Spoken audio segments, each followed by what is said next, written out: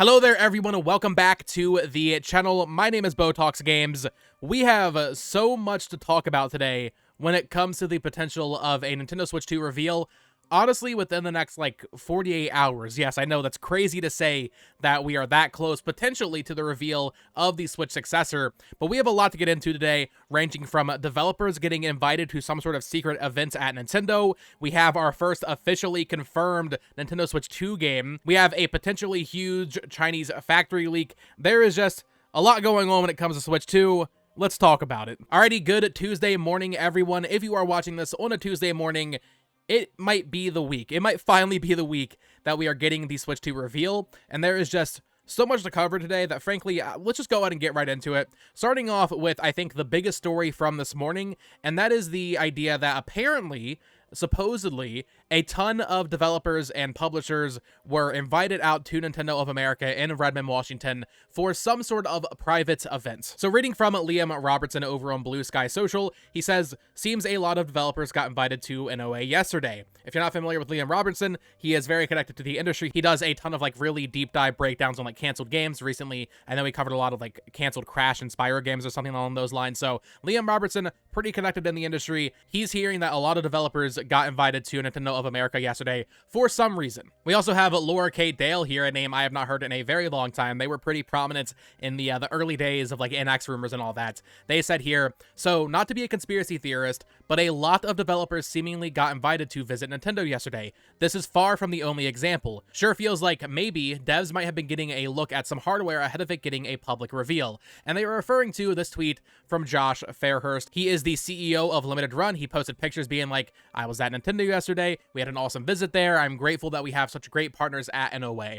So that is one confirmed instance of a major developer, the CEO of one of the biggest games publishers, being at Nintendo of America yesterday. But both Liam Robertson and Laura Kate Dale are both saying that they've heard there were more. There were plenty more developers where that came from at Nintendo yesterday. Now, why? Why all at once? I also find it very peculiar it's happening the week that so many people are expecting the Switch 2 to be revealed, or maybe even if the reveal isn't this week, it's still peculiar that this is happening now, right? If the Switch 2 is announced early October, this would still, I would say, add fuel to that fire as well. If the Switch 2 is being revealed to the public, let's say on Thursday this week, right? The 19th is what a lot of us have been saying for a while now.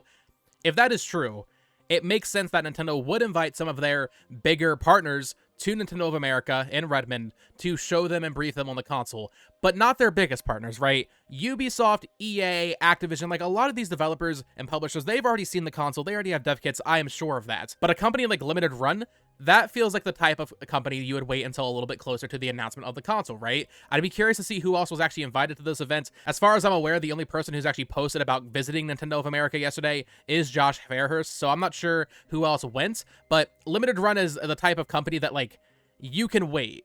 You can wait until the week of a reveal to show them because, yes, they develop games, but they mostly develop, ports and remakes and stuff, right? Like the Felix the Cat collection, or I think they're doing Gex next year, that Bubsy collection, right? They don't need a dev kit as early as someone like Activision, for example. So giving them a brief, hands-on or technical presentation about this new hardware days before reveal just makes a lot of sense to me. And if it really is, a lot of developers, let's say, a dozen plus people that got flown out to Nintendo to check it out, I just question, if it's not Switch 2 related, frankly, what could that really be? I'm sure Limited Run has meetings with Nintendo all the time, right? But it's the fact that in this context, we are talking about a group, a big group of multiple developers and publishers from different backgrounds and different companies all coming together at once.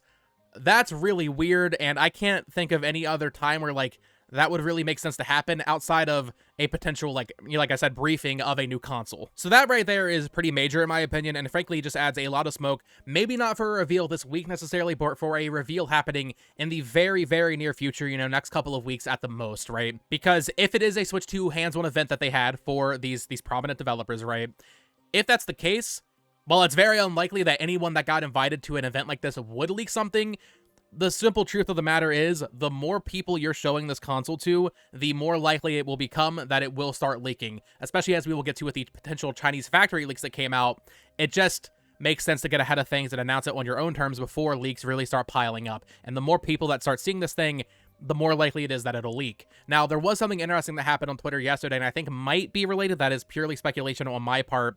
We had Andy Robinson and Christopher Dring talking about the lack of a Direct this month, right? So Andy Robinson tweeted out, since the Switch launched, Nintendo has held a Nintendo Direct every September without fail, and usually around now, just saying. So Andy Robinson, of course, if you do not know, VGC, Video Games Chronicle, pretty prominent outlet that has done a lot of, I would say, spotty reporting on Nintendo in the past. I think there's been some right, some wrong, right? So obviously take everything here with a grain of salt, but he's kind of hinting, I would say with this tweet, like, maybe there's something happening this week. But then we also had Christopher Drank from GamesIndustry.biz posting a little eye emoji there. Now, this is all like conspiracy theorist speculation we're talking here. These tweets could be completely innocuous. However, I would say, since they are like game industry professionals, it makes sense that if there was some sort of big internal presentation for developers at Nintendo of America headquarters yesterday, it is not unlikely that someone that works for GamesIndustry.biz would hear about that, right? So I feel like these tweets might be related because they were tweeted on the same day, right? So I feel like it's definitely possible that they heard, like, okay, Nintendo's doing something today.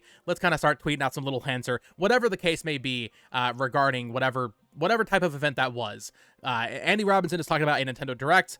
It's possible we still get a regular Direct, I guess, but I think most people are really banking on a Switch 2 reveal. So between these two tweets, but more importantly, the idea that there was supposedly a ton of developers invited to Nintendo of America yesterday, I feel like that right there, like the developer thing, that might be like some of the most concrete smoke for a reveal imminently that we really have gotten regarding the Switch 2 at this point. So that is the most important thing I wanted to talk about today, but there are other things that we need to talk about. Now, as I was getting ready to record this video, we actually had a Switch 2 game get announced. A pretty big one, I would say, a series that I'm actually pretty familiar with, at least in terms of just like, you know, knowing it exists. Reading from Eurogamer here, Switch 2 gets first confirmed release and a My Time at Porsche sequel coming to Nintendo's yet to be announced platform. So Pathia Games, they are the developers of My Time at Porsche, as well as My Time at Samrock. They have announced a Kickstarter for the new game My Time at Evershine, and in the Kickstarter they say, we would like to bring it to the next Nintendo console. So I wanted to include that. I feel like that's also just very interesting that that's coming out this week, right? Like, we haven't had that many even indie games saying, like, yes, we are for sure targeting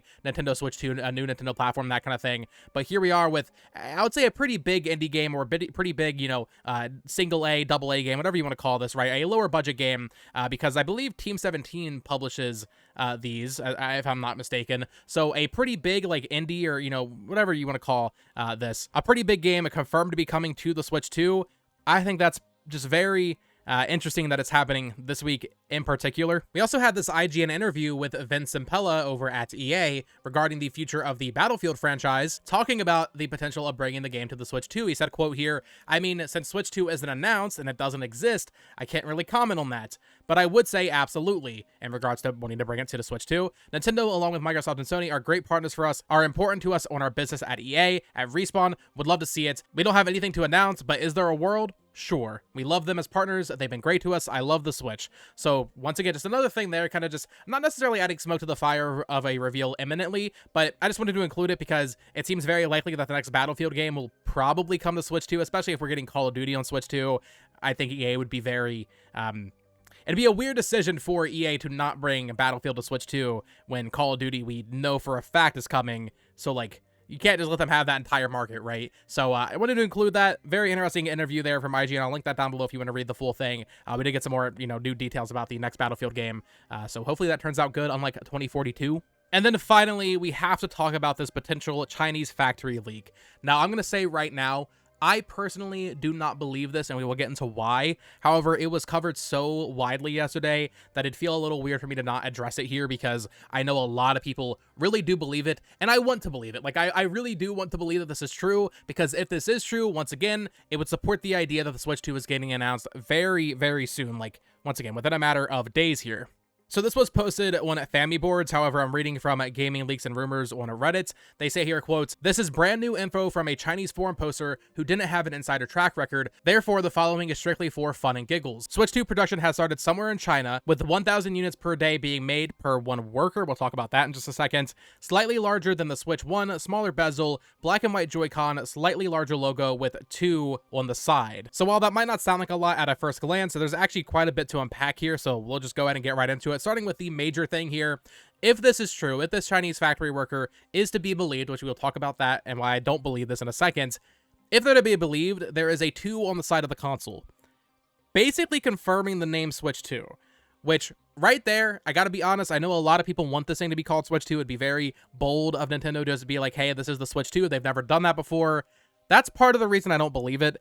I don't think Nintendo's going to call this thing the Switch 2. I would love them to. I think it'd be cool if they did. I have nothing against the name Switch 2, but it just is very un-Nintendo, and I don't really think that's going to happen. But if this is to be believed, there will be a large Switch 2 logo on the console, which is interesting, I guess. So they really want to sell it, right? Like, they really want to make sure, like, okay, every time you're looking at this console, you understand it as a successor to the Switch. It is the Switch 2, which I guess is possible, right? If they're really, really scarred from the Wii U situation, maybe this time they'll just go the PlayStation route, right? And just add a number on top of the name to really just, you know, kind of sell it hard to consumers that this is the follow-up to the Nintendo Switch. I guess that is possible. So that's the first major thing. I don't personally think they'll call it the Switch 2, but regardless, that's the first major thing. Black and white Joy-Con is cool as well. I saw a lot of people being like, okay, well, this is going to look unbalanced, right? Because let's say the left Joy-Con is black and the right Joy-Con is white. That means, you know, the back of the system probably also black, I would imagine. That's going to look a little unbalanced. I don't think it's going to be like that if this is real. I think it'd be more of like an Oreo kind of design, right? If you have the Tears of the Kingdom OLED, or I believe there's other Joy-Con that do this. Maybe the Animal Crossing ones do this as well, where the front of the Joy-Con, where the buttons are one color, but then split down in like the middle, basically, is another shade. So that way you don't really have the yin-yang thing going on, which maybe Nintendo would want to have again, because that is a big part of the Switch. But I do think the idea of black and white Joy-Con makes a lot of sense. I would say maybe just purely black Joy-Con, because we haven't even had black Joy-Con to begin with, and if they include a white Joy-Con, that does leave room for like, oh, it just looks like the OLED, at least in some capacity. I don't think people are really that stupid, but that is something worth considering.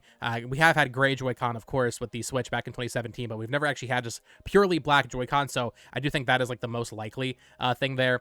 Interestingly, this person did not mention colored buttons, so I guess no colored buttons if this is true, although I don't think the Switch 2 will necessarily have colored buttons to begin with. Slightly larger than the Switch 1 with a smaller bezel. We kind of already knew about this, I believe, from some of the shipping data that came out back in May or April, I want to say, where it's, you know, we've heard it's not going to have an OLED screen, but despite that, it's still going to be bigger than the Switch OLED screen, and the actual console will physically be bigger, which means the Joy-Con will be a little bit bigger as well, with the new the magnets that will connect the Joy-Con supposedly, right? So that's not really new information. And then finally, 1,000 units per day being manufactured, apparently for just one worker. Like, one worker is doing that. Now, the way assembly lines work is, whatever his job on that assembly line might be, could be something that literally takes a couple of seconds. So 1,000 isn't as far-fetched as it might sound immediately, right? Like, that is still a lot. I'm not that familiar with like assembly lines and factories and all that, right? But 1,000 units per day, it's not like one person is just completely, you know, putting together entire units. it's an assembly line, so he might literally just be soldering one little chip, and then it moves on to the next one, or something along those lines, right? So 1,000 units per day, that is a lot, and if this is true, and this is why I want to believe this, if they are making 1,000 units per day right now, minimum, that's just, you know, one assembly line, right? And there'd be other factories.